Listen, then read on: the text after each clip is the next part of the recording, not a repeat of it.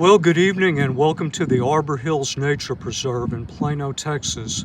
Tonight's exercise is a field test of the Nitecore MH25 S flashlight. I was asked to review this light as well as do a comparison to the Phoenix TK20R V2, which I hope to film tomorrow night. Now tonight I'm going to do things a bit differently than in the past. This light is heavily marketed as a quote-unquote tactical light, and it's also marketed into the law enforcement community. So I'm going to do this review mostly from the law enforcement perspective. I have been a volunteer with the Carrollton, Texas PD since 2014. The Denton Police Academy since 2015. Ex-bodyguard, I've used lighting systems in patrol, in executive protection details, and I've been doing night search and rescue since early 2019. Now I do want to take just a minute or so in the next segment and talk about what is a tactical flashlight. Then I'll get into the quick review of the UI, a couple mounting options, and we'll get into the field test, so please feel free to skip ahead chapters if you feel so inclined.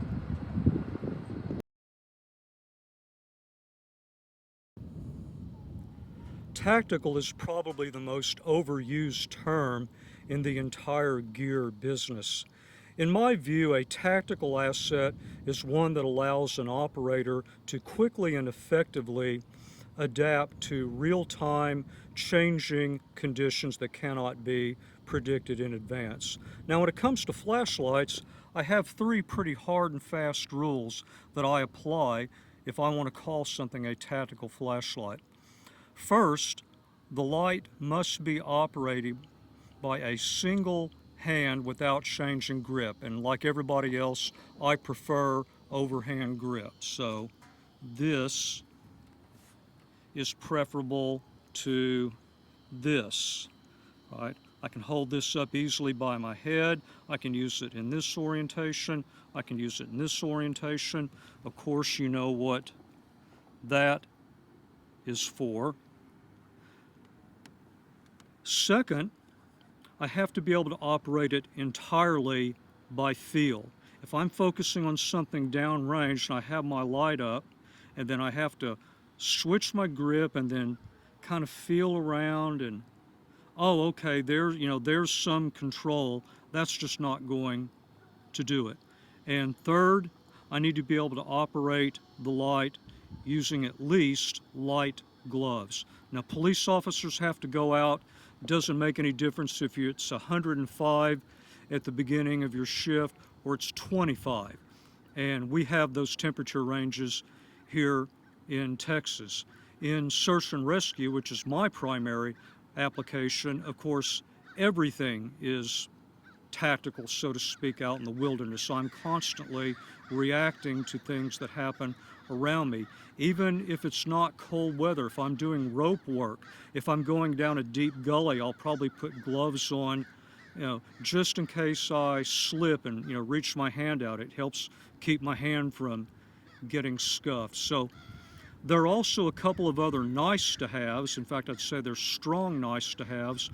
One is I like memory. I like momentary, so the ability to just do a half press and then have the light temporarily come on.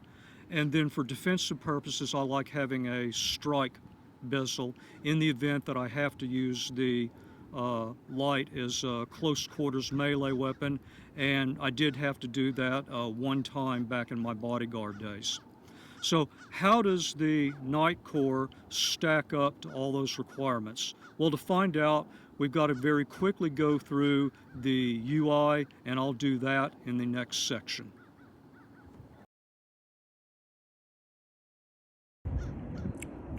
So this light has two modes of operation, one called daily and one called tactical, and that really just refers to the sum total of the lighting options that are available to you. The 5 core lighting options from ultra low through turbo are available in both modes. Strobe is available in both modes. Daily also gives you beacon and SOS. For purposes of this evaluation, I have the light set in tactical mode, which gives me everything from ultra low to turbo, which is a max of 1800 lumens. And it also gives me access to strobe, although in all the years I've been using lights, I've never used strobe once. So I'm mostly interested in just the core lighting options. There's a tail cap switch for on-off, and then a mode switch here. This isn't really very textured, and it fits very flush to the body. So it's something that, defined by feel, I need a little help, so I've got this clip here that I try to keep in line with the mode switch, but immediately in my mind this would disqualify this from being a tactical light, because if I switch from downrange in one mode to switch the mode, now I have to switch my grip, hunt for that mode switch, then I can adjust the modes. Now you notice in that case, of course, we press to turn off. You'll notice that in tactical mode, you can start in turbo, and subsequent clicks of the mode button will move you down to ultra low. That's opposite of a number of other lights. It does have memory, it does have momentary, but I would personally not call this a tactical light. Now, could I use it in more or less tactical conditions? I think that depends on how you mount and carry it, so I'll talk about a couple of those options next.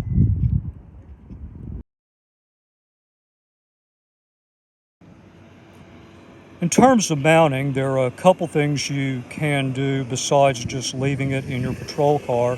There are two ways to put it on your Sam Browne.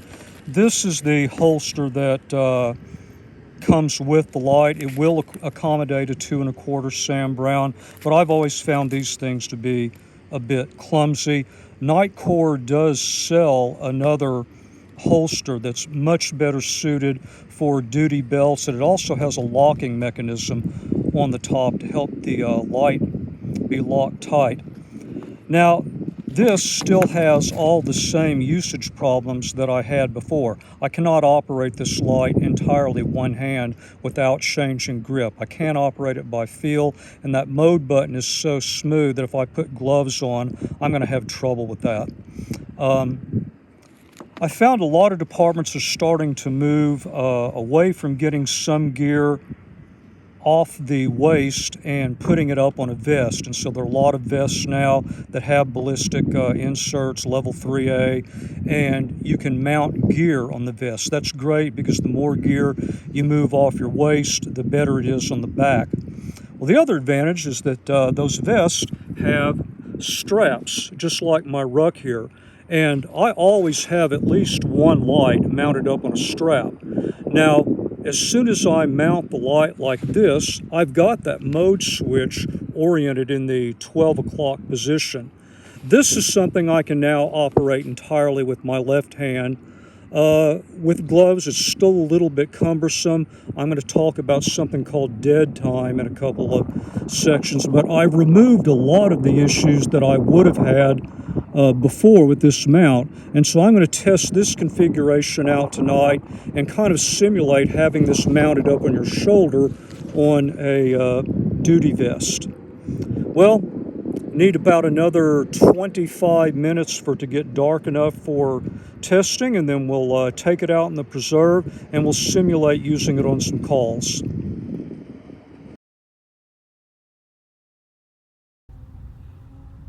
Okay, this first call is suspicious person who was reported to be around the picnic area here about 30 minutes ago. He was reported going up and asking people for money, and when they refused, he threatened to get violent. We just arrived on the scene, so we need to light this area up before we go into it. But if we look around, we really need to look at this entire area, and there are some serious photonic barriers here. So I'm going to reach back and turn the Nitecore on in turbo mode, and then just pan around here. Even with the photonic barriers, we can see pretty deep back there, and that's because this is a much higher candela light than many others in its class. There are a lot of higher lumen lights, but they're lower candela, so this one tends to be a brighter, more narrow beam. And I can do this entirely with one hand. Let's make a quick, we're moving into these trees here. That's a little bit too much, so drop that down to low. And then in fact, as I move forward, it's very easy to drop down into medium. This is what I mean about one-handed operation. About 10 years or so ago, I had an instructor introduce this concept for me that he called dead time. Dead time is essentially time accumulated recovering from bad tactics, bad execution, maybe just bad luck, having to deal with cumbersome or inefficiently located gear. It's just small increments of time that added all together, they can make you dead. And so that's why, you know, I take this concept of tactical light extremely seriously. But notice with this mount, it's substantially better, and we can quickly fine-tune the illumination to what we need for our search.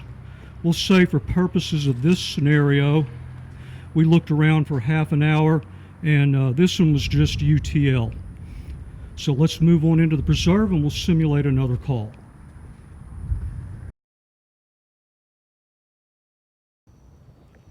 Okay, in this scenario we are assisting Plano Fire and Rescue. We got an alert from the smartwatch of an elderly gentleman that's within about a 40-yard radius of the entrance to the outer loop trail, which is in the direction that we are headed. And I'm kind of interested in what would be a good mode just to make my way along a general path and still have good downrange and side-to-side visibility.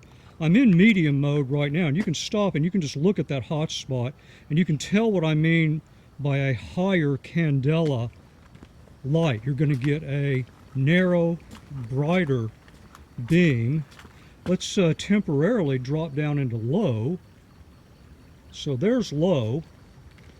And as we look out over the bridge here, yeah, if I were trying to look in this direction, that would be okay, but just okay.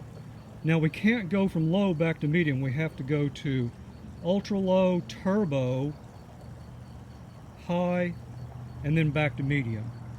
And let's see, if I move over here, line of sight, you know, that's 35 plus yards, maybe even more than that. So, and back around here.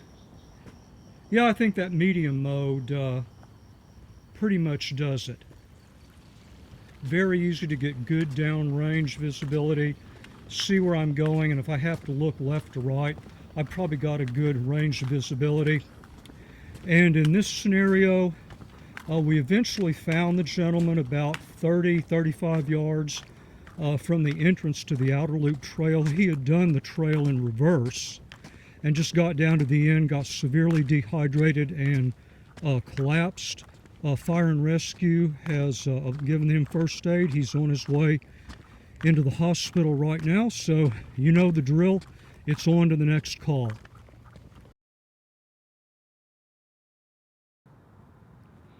Okay, our next call is criminal mischief. We got a report of what someone thought was one or two kids throwing something from the top of the observation tower here. So we're at the observation tower. I'm in turbo mode now. This is a case where we have to deal with not just light pollution from the surrounding city. We have to deal with natural lighting that's also in place with this structure.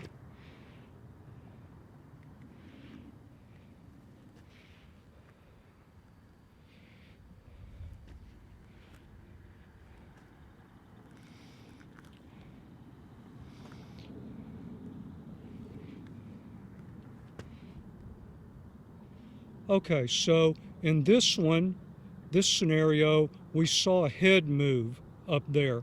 So we go around the path, go up there, find the kids.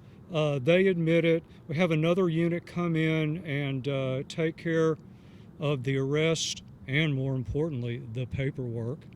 And you know what I'm about to say. We're on to the next call. Okay, here's a quick follow-up. We're now at the top of the observation tower, have a little bit of light behind me, and then we have the light from the surrounding city. And again, I'm in turbo mode, actually shining down onto part of the outer loop trail.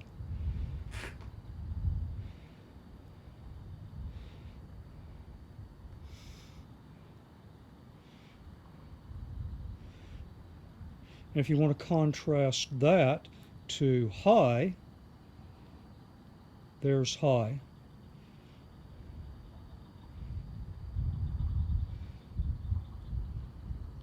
Then medium.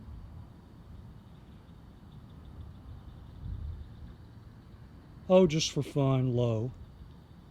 That's definitely way too low for those distances, but there's another set of mode comparisons.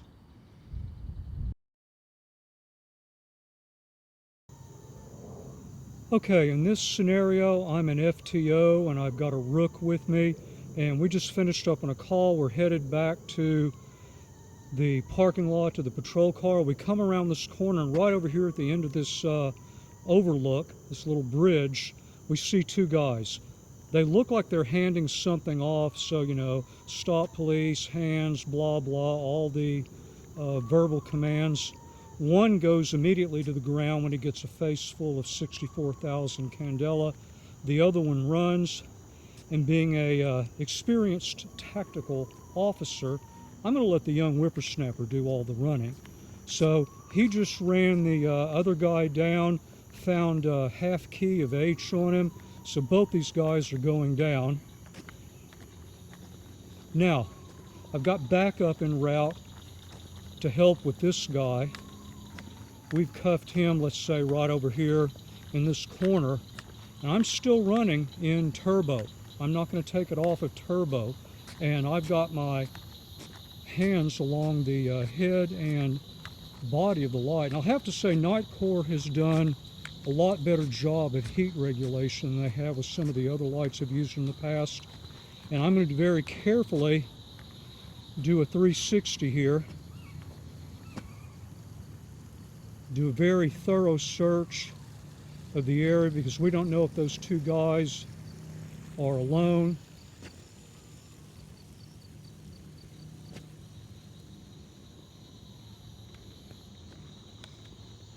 I doubt very seriously anybody would have jumped down in here, but we'll take a quick look. That's 55 plus yards line of sight back in that area. Switch around here. I'm still in turbo mode. Okay, so let's wrap this one up, and then we'll have to go into the station, let the ruck do the paperwork.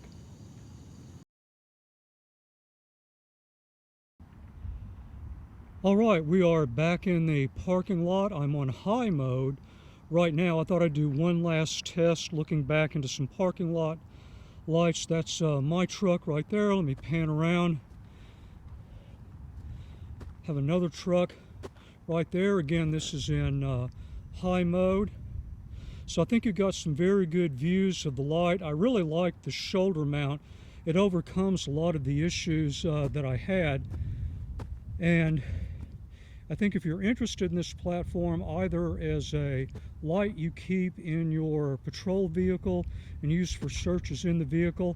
I did that a couple nights ago at the LBJ Grasslands. I was filming another review, and then I got caught up in a search for a lost dog. So I was going up and down a rocky dirt road, lighting up tree lines and inside trees, anywhere from about 40 yards away to open areas of over 200 yards. And it's just a superb light for that. Just don't buy into the whole tactical light thing, because I think if you try to use this in a law enforcement security perspective as a free handheld, quote unquote, tactical light, you're just going to end up accumulating dead time. But use it the right way, it could be a very valuable tool. Speaking of the LBJ grasslands, you're going to get to see the light one more time in more of a wilderness setting when I do the comparison with the Phoenix TK20R V2. Hopefully that will be tomorrow night. Until then, thank you for all my friends in law enforcement for your service. I want to thank the city of Plano. Okay, we had a lot of fun scenarios tonight. I've been coming out here at night for 2.5 years and never seen so much as a peep of trouble. This is one of the safest cities in all of North Texas. I mean, there are people that walk out here with no light at all and nothing ever happens to them. And that's because of our fine men and women that wear that uniform and that badge. And once again, thank you very much for your service.